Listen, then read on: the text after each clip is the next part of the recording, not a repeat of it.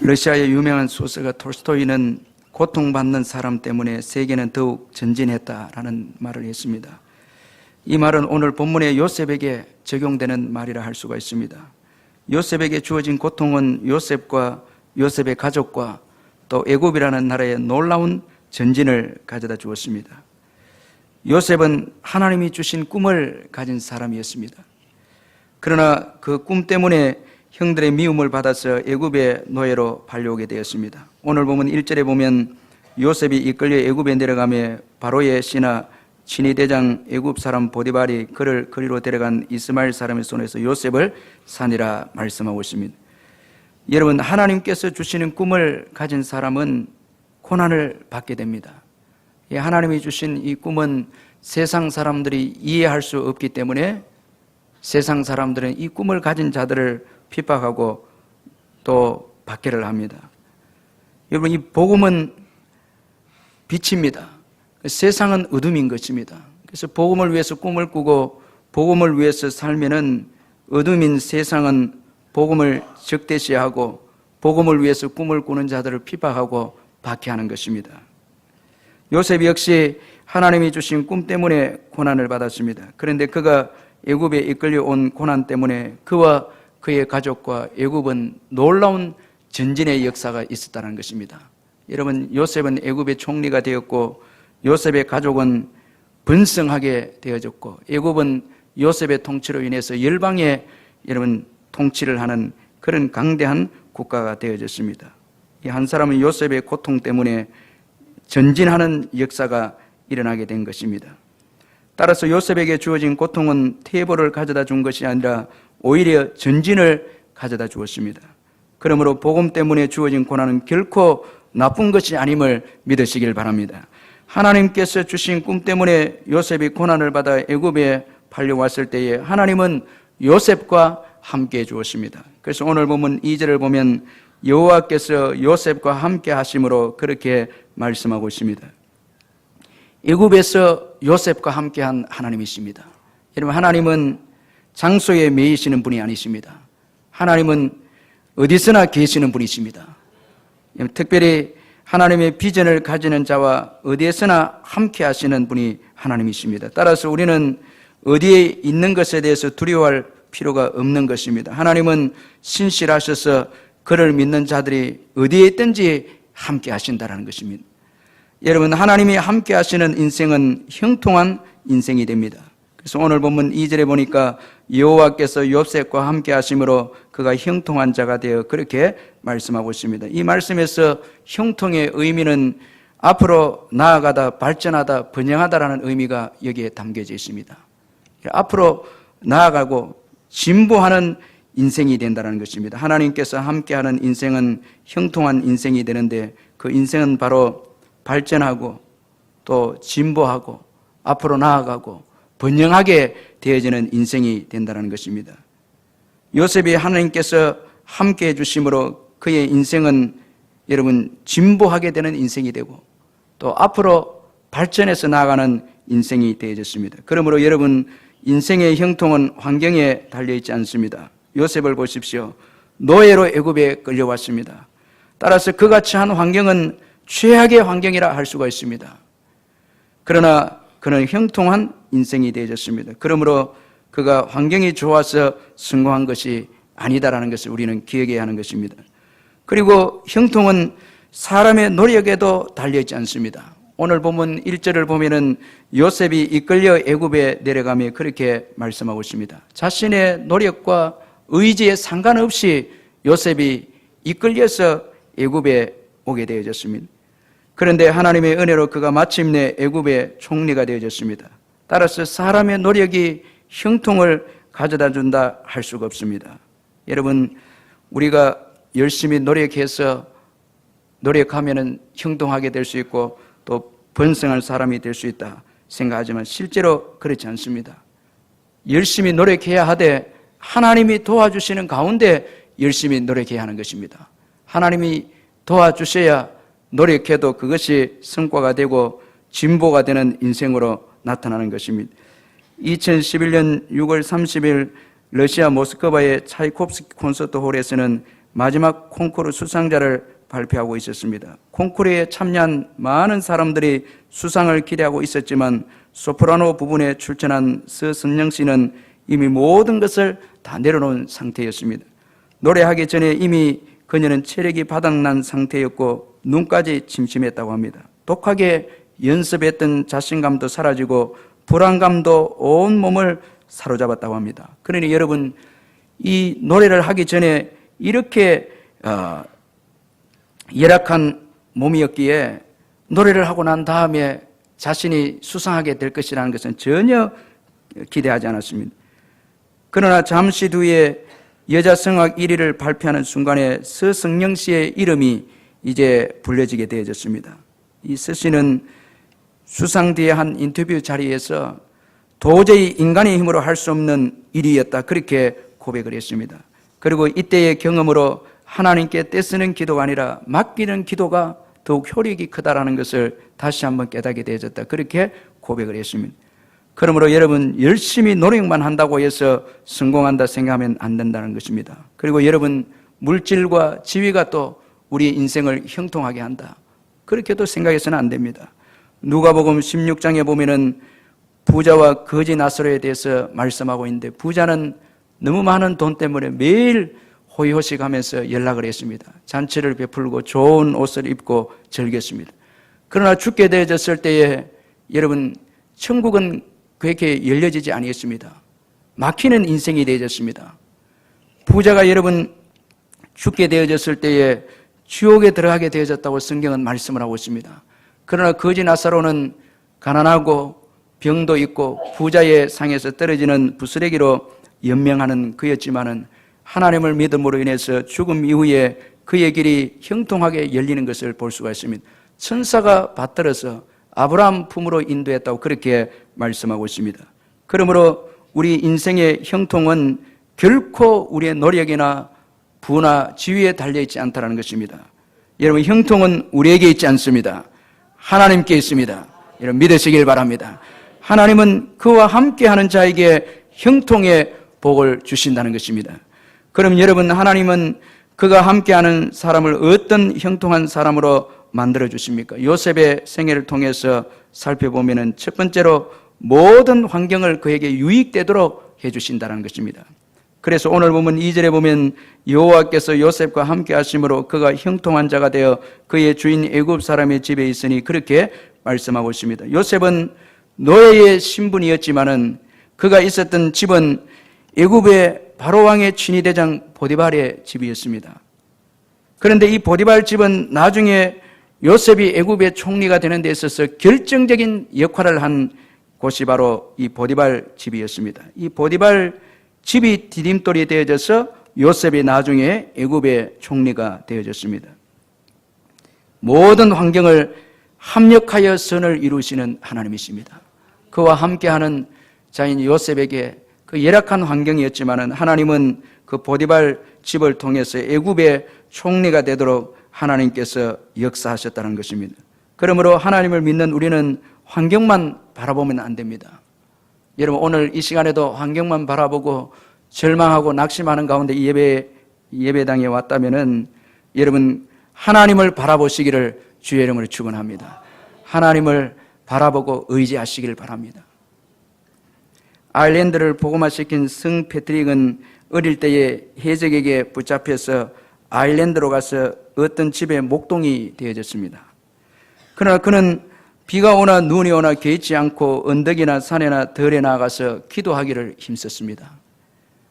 아일랜드에 오게 된 그는 전에 다시 그가 기도하는 가운데 놀랍게 하나님의 섭리 가운데 아일랜드를 다시 오게 되어졌는데, 그 아일랜드에 다시 왔을 때 그는 전에 그가 양을 치던 집에 외양간을 예배터로 얻어서 선교를 시작을 했습니다. 그가 아일랜드에 세운 교회는 367개나 되었다고 합니다. 참, 여러분, 아일랜드의 해적에 의해서 잡혀와서 그 어느 집에 목동으로 들어가게 되어졌는데, 그 목동으로서 일하면서 그 외양간에서 지내던 그곳이 이 아일랜드 복음화의 여러분 그 기초석이 되는 그런 장소가 되도록 하나님께서 섭리하시고 인도하셨다는 것입니다. 참 놀랍지 않습니까? 하나님께서 일하시면은 우리가 처한 열악한 환경을 통해서 오히려 축복으로 나아가는 디딤들로 그 환경들을 사용하신다는 것입니다.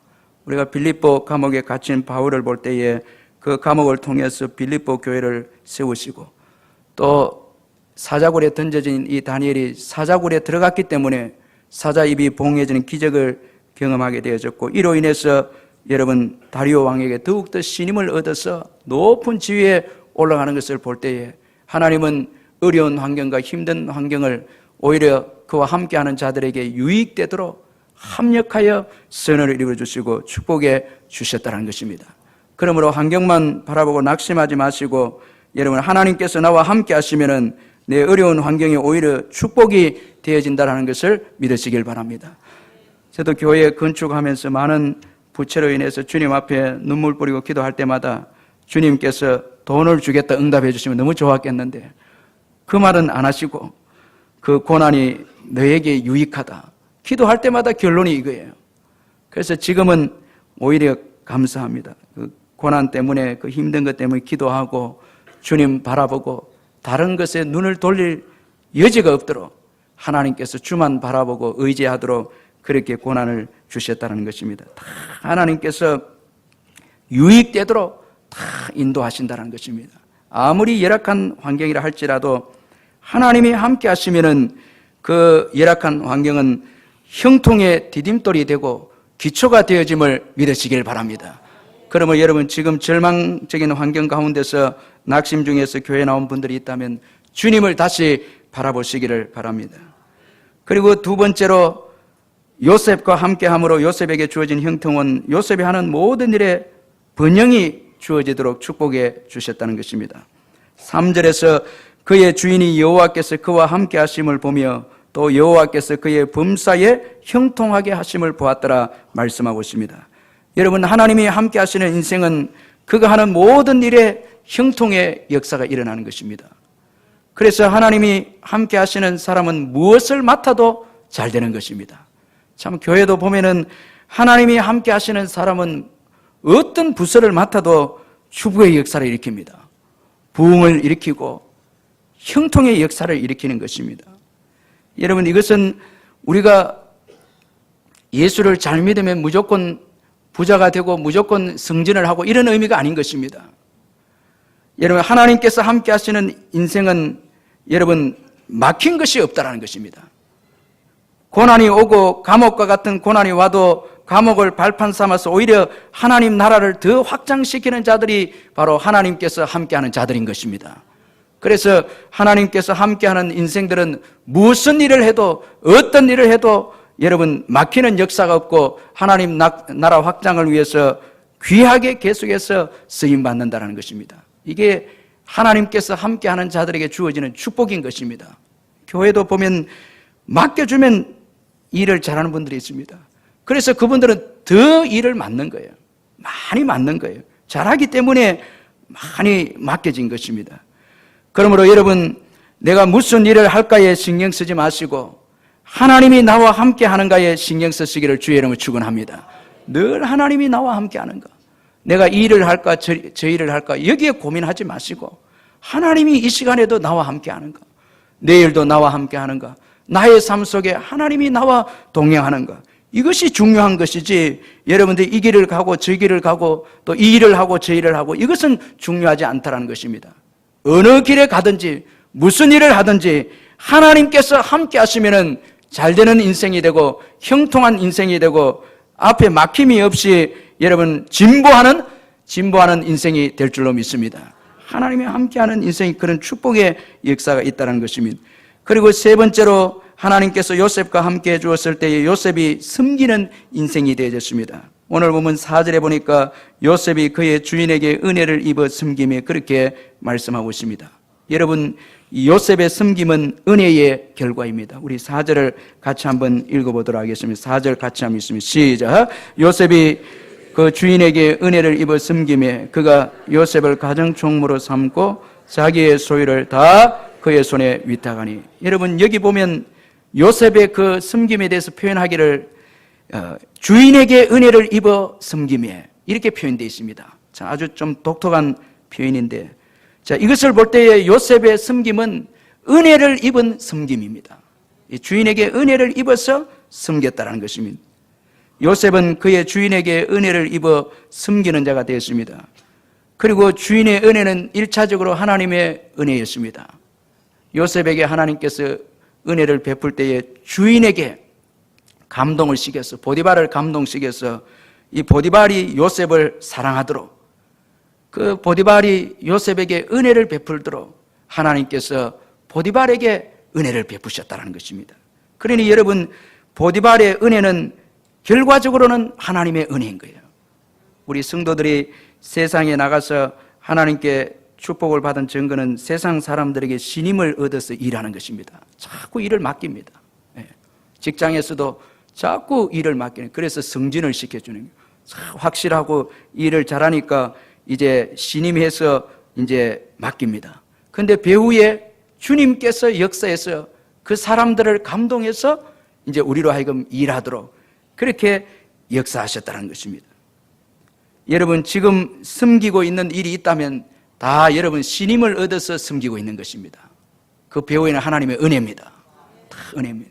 우리가 교회에서 직원들을 뽑을 때에, 우리가 장로님들, 권사님들, 안수집사님들 뽑을 때에 성도들의 신임을 얻어야 됩니다. 그런데 그 성도들의 신임의 배후에는 하나님의 은혜가 있다는 거예요. 하나님께서 성도들에게 은혜를 주어서 그 사람을 뽑을 수 있도록 그렇게 하는 거예요. 그러니까 교회 직분들은 다 은혜로 된 것입니다.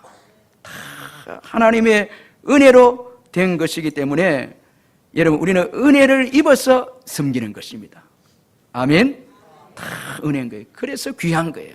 다 귀한 거예요. 여러분, 이 보디발 집에서 이 섬기는 일은 지극히 작은 거지만은, 적은 일이지만 은혜를 입어 섬기기 때문에 이건 특별한 것입니다. 참 특별한 거예요. 노예 중에서도 특별한 거예요. 특별한 노예입니다. 다 선택돼서 은혜를 입은 거예요. 이게 다른 거예요.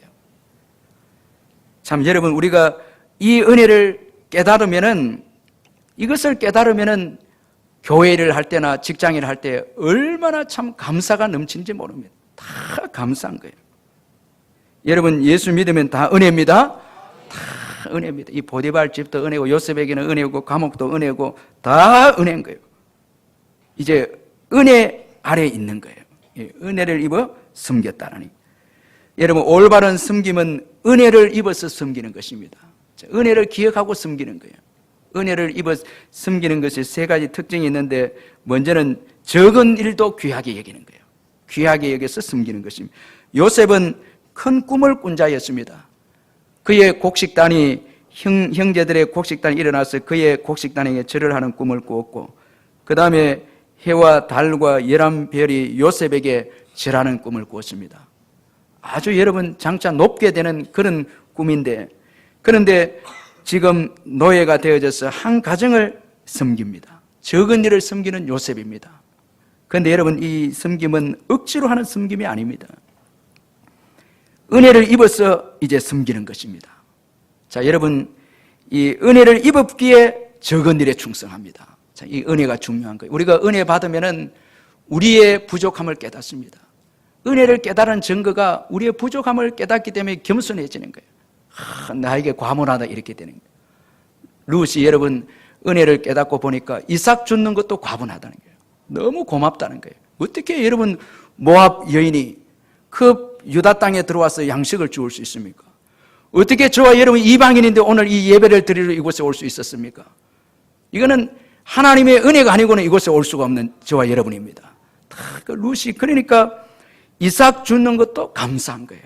참 감사한 거예요. 예.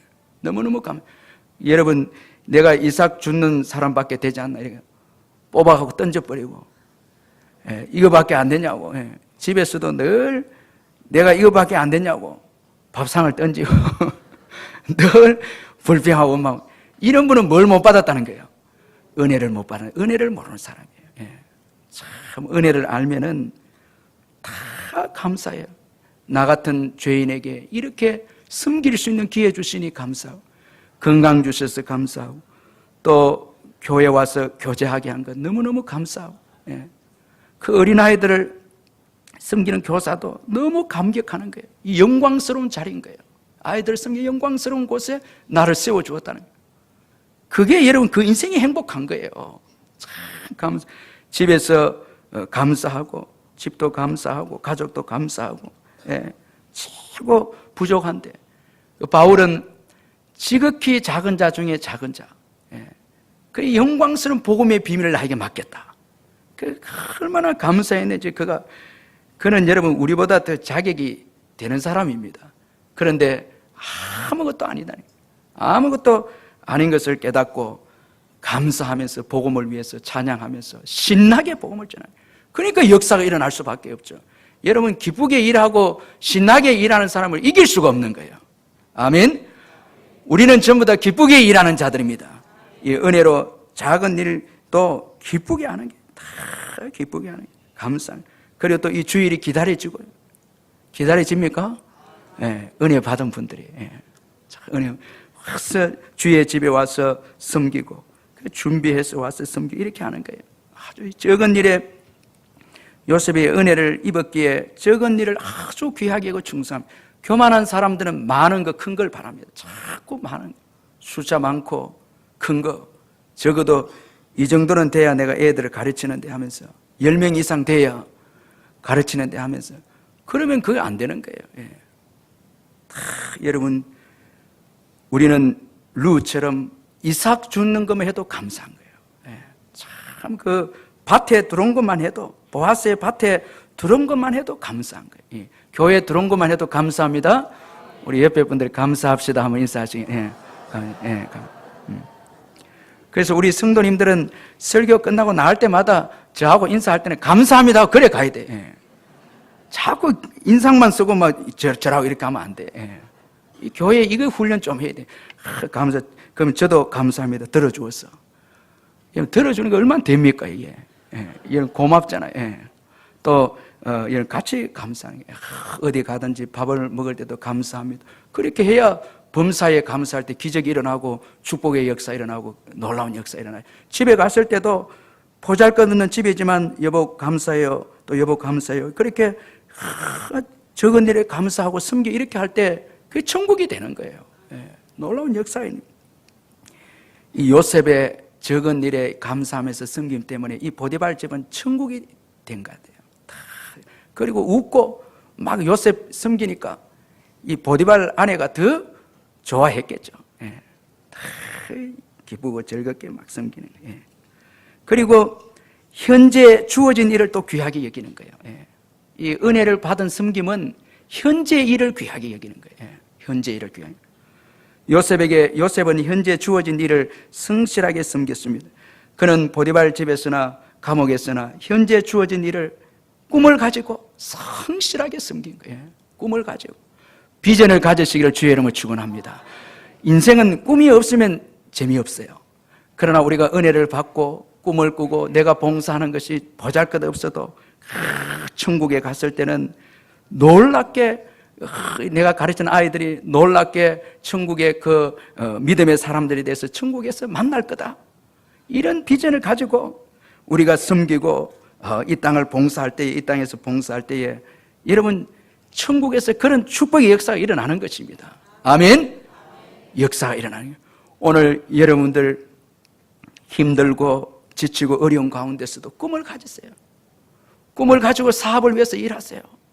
복음을 위해서 일하세요. 직장생활 하시기를 바랍니다. 이 직장생활이 힘들지만 하나님 나라 확장을 위해서 보내주셨다. 그렇게 해서 현재 일을 잘 섬기는 거예요. 이 보디발 집은 다 뜻이 있는 거예요. 다 뜻이 있습니다. 하나님이 뜻이 없이 보내는 곳은 없습니다. 다 가정과 직장과 사업장과 심지어는 병과 고통까지도 다 뜻이 있어서 우리에게 주는 거예요. 그래서 현재 우리는 그런 것들에 대해서 감사하면서 살아가는 것입니다. 그리고 또 이 은혜 받은 요셉의 이 섬김의 특징은 사랑으로 섬기는 것입니다. 여기 4절에서 이 섬기다라는 이 의미는 여러분 노예의 수준에서 두려움으로 섬기는 의미가 아닙니다. 이것은 은혜를 입어서 사랑으로 섬기는 섬김입니다. 이 주인을 돌보는 거예요. 돌보면서 섬기는, 보디발을 돌보면서 섬기는 거예요. 율법적 섬김이 아니고 복음적 섬김입니다. 은혜를 받아서 섬기는 거예요. 그러니까 사랑으로 섬기는 거예요. 예. 아주 신나게 섬기겠죠. 요셉은 비록 노예였지만은 주인을 하나님 섬기듯이 잘 섬겼습니다. 하나님을 섬기듯이 섬기는 거예요. 여러분, 은혜 받은 자들의 그 섬김의 기준에 대해서 골로새서 3장 22절 23절에 보니까 종들아 모든 일에 육신의 상전들에게 순종하되 사람을 기쁘게 하는 자와 같이 눈가림만 하지 말고 오직 주를 두려워하여 성실한 마음으로 하라. 무슨 일을 하든지 마음을 다하여 주께 하듯 하고 사람에게 하듯 하지 말라. 은혜 받은 자, 예수님을 통해서 은혜 받은 자의 삶의 섬김의 기준은 주님입니다. 전에는 나였습니다.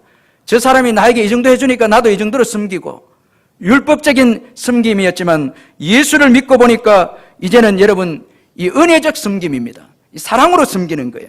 주님이 기준입니다. 여러분, 내가 기준이 돼서 섬기는 거하고 주님이 기준이 돼서 섬기는 것은 차이가 있습니다. 주님을 기준으로 해서 섬기는 그 섬김에 감동이 있습니다. 참, 이런 기준이 높잖아요. 우리 성도들이 세상에 나가서 직장 생활할 때에 그 섬김하고, 믿지 않는 자들의 직장 생활 천지 차이. 믿지 않는 자들은 월급을 위해서 일할 수도 있고 또 자기가 교회에서 자기 기준에서 돕고 하지만 우리는 주님의 기준을 위해서 죽게 하듯이 직장을 섬기는 거예요. 그러니까 기준이 높으니까 세상 사람들에게 감동이 되고 상사들에게 감동이 되어져서 더 많은 일들을 맡기는 거예요.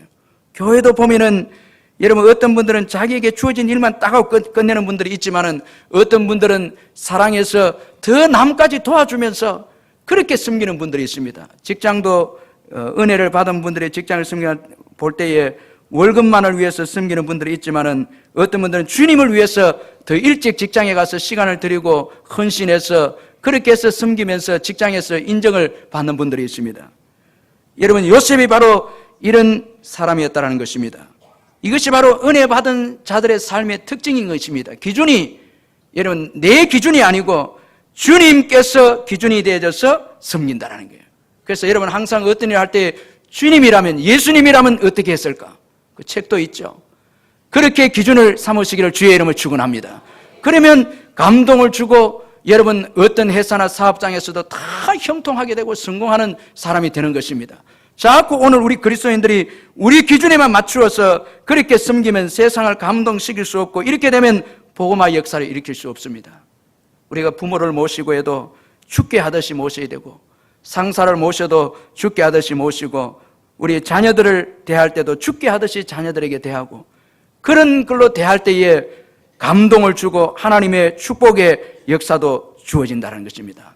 여러분, 이렇게 죽게 하듯이 요셉이 보디발을 섬겼을 때에 여러분, 보디발이 요셉에게 총무로 맡기고 하나님도 여러분 놀랍게 보디발질에 축복을 해 주었습니다. 참, 죽게 하듯이 섬겼을 때에 놀라운 축복의 역사가 일어나게 된 것이었습니다. 여러분, 이런 섬김을 하시기를 주의 이름을 축원합니다. 예수님이 기준에 대해서 쭉 섬기고 할 때 모든 것을 이기는, 사랑도 예수님이 기준이 돼서 해야 되는 거예요. 예수님의 사랑으로 사랑하는 거예요. 자꾸 내 사랑으로 하면은 내가 전에 내게 힘들게 한 사람을 용서하지 못하고 사랑하지 못하고 품어주지 못하는데, 예수님의 사랑으로 섬기면은 다 원수도 포용하게 되고 섬기고 원수도 다 받아들이는 거예요. 그러면은 그만큼 더 감동이 되고 축복의 역사가 더 일어나게 되는 것입니다.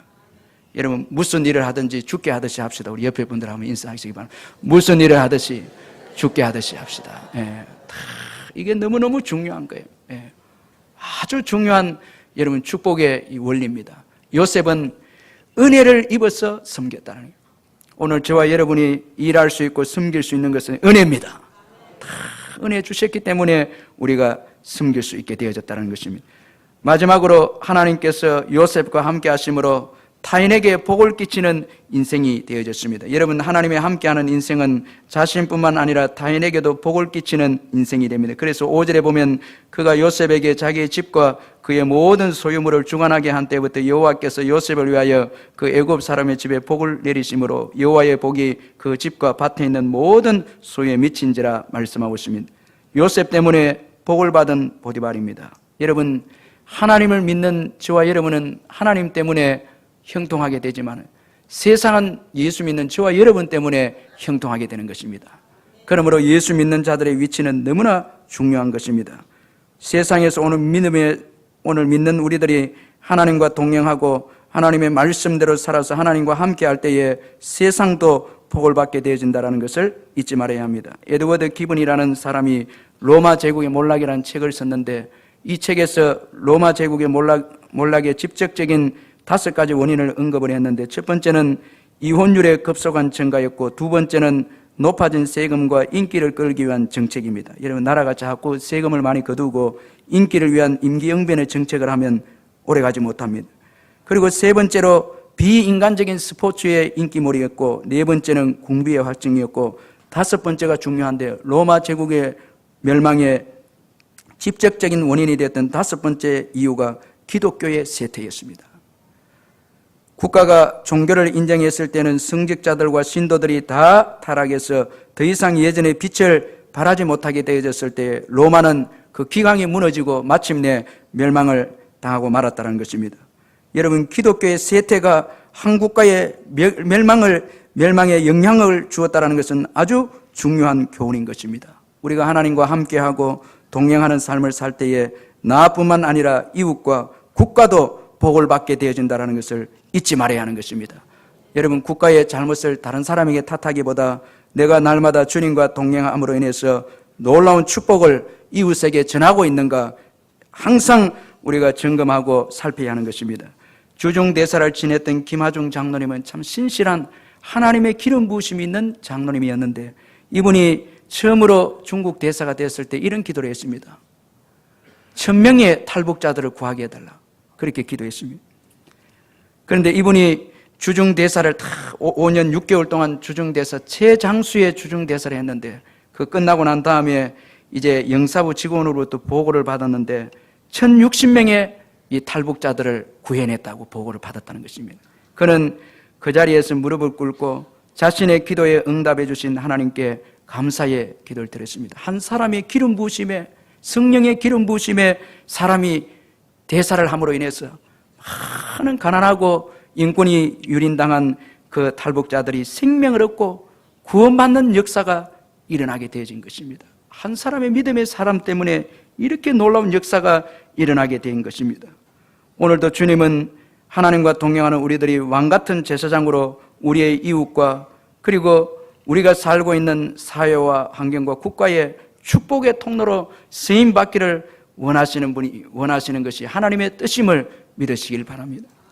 여러분 인생은 누구와 함께 하느냐에 따라서 결정이 되십니다. 오늘 본문을 보면은 요셉이 하나님과 함께하는 내용으로 오늘 본문이 시작해서 보디발 아내와 함께하는 것을 거절하는 내용으로 오늘 본문이 끝이 나고 있습니다.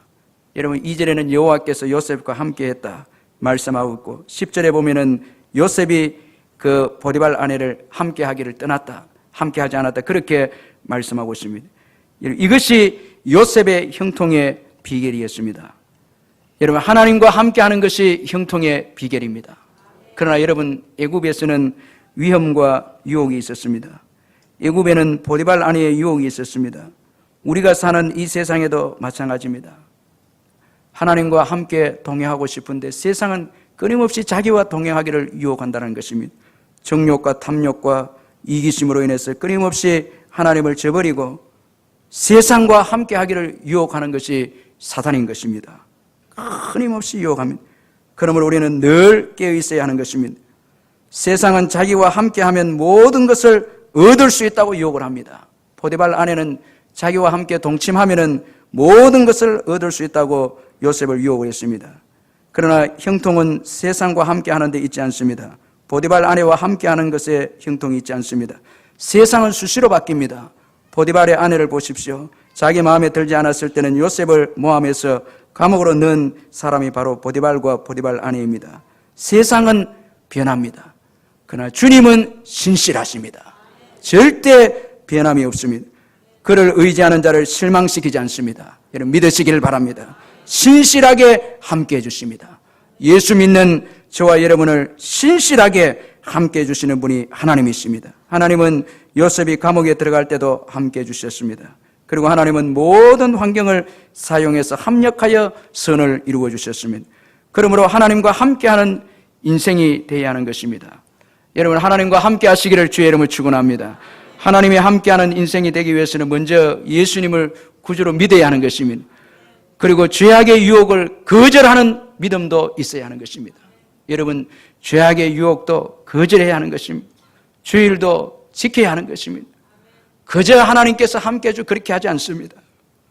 여러분, 죄악을 멀리하고 거룩하게 살아야 합니다. 복음을 위해서 꿈을 꿔야 합니다. 요셉에게는 꿈이 있습니다.